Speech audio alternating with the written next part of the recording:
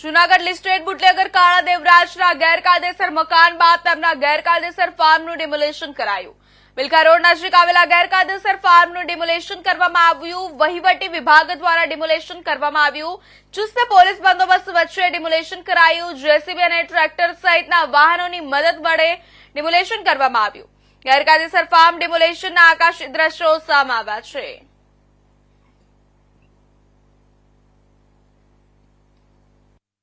જૂનાગઢ જિલ્લા પોલીસ દ્વારા અસામાજિક પ્રવૃત્તિ કરતા ઇસમો વિરુદ્ધ અવારનવાર કાયદેસરની કાર્યવાહી કરવામાં આવતી હોય છે, જેમાં કાળા દેવરાજ અને તેની ગેંગના સભ્યો વિરુદ્ધ સી ડિવિઝન પોલીસ સ્ટેશનમાં ઘૂસીટોકનો જે ગુનો દાખલ થયેલો, તેમાં તેની પ્રોપર્ટી જે ગેરકાયદેસર જે દબાણ કરેલું છે તેની વિગતો મેળવી અને પ્રાંત સાહેબશ્રીની કચેરી તરફ મોકલી આપેલી।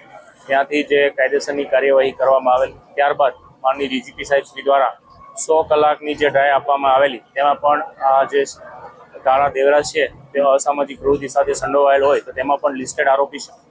તેની જે પણ પ્રોપર્ટી ગેરકાયદેસર રીતે દબાણ કરવામાં આવેલું છે, ખાસ કરીને સરકારી જમીન ઉપર જે કબજો કરેલો છે તેમાં તેનું રેસિડેન્ટનું મકાન, આ ઉપરાંત અન્ય જે 35,000 ચોરસ વારનું જે ફાર્મ હાઉસ છે, આ બંનેનો આજરોજ ડિમોલિશનની કાર્યવાહી હાલ શરૂ છે। તેમાં પ્રાંત સાહેબ, તેમની ટીમ, રેવન્યુ સ્ટાફ, આ ઉપરાંત પૂરતો પોલીસ બંદોબસ્ત રાખવામાં આવેલો છે। હાલ છે તેના જે રહેઠાણનું મકાન છે તેનું ડિમોલિશનની કાર્યવાહી શરૂ છે। ત્યારબાદ છે તેના ફાર્મ હાઉસનું છે એ ડિમોલિશનની આગળની કાર્યવાહી કરવામાં આવશે।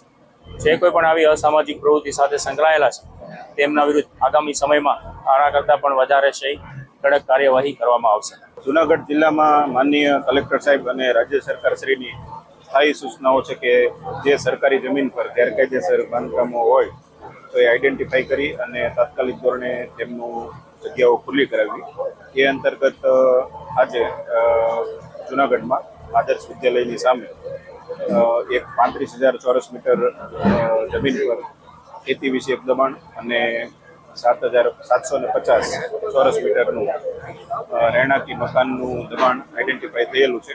પોલીસ વિભાગ તરફથી પણ જે 100 કલાકના યાદી હોય છે તેમાં અમને આ વિસ્તારમાં ગેરકાયદેસર બાંધકામ હોવાનું જણાવવામાં આવેલું હતું।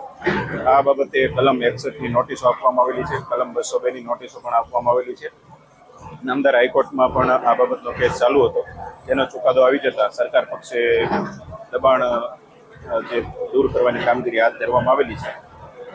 આગામી સમયમાં માનનીય કલેક્ટર સાહેબશ્રીની સ્પષ્ટ સૂચના છે કે કોઈ પણ માથાભારે ઇસમો, અસામાજિક તત્વો અને ગેરકાયદેસર જેટલા પણ દબાણો હોય એ બધા આઈડેન્ટિફાઈ કરી અને એમના વિરુદ્ધ કાયદેસરની કાર્યવાહી કરી અને આ દબાણો તાત્કાલિક ધોરણે દૂર થાય એ માટે સ્પષ્ટ સૂચના આપેલ હોય એ મુજબની કામગીરી આજે થઈ રહી છે। એક રહેણાંકી મકાનનું 750 ચોરસ મીટરનું દબાણ દૂર કરવામાં આવેલ છે અને ખેતી વિષયક 35,000 ચોરસ મીટર જે દબાણ છે એ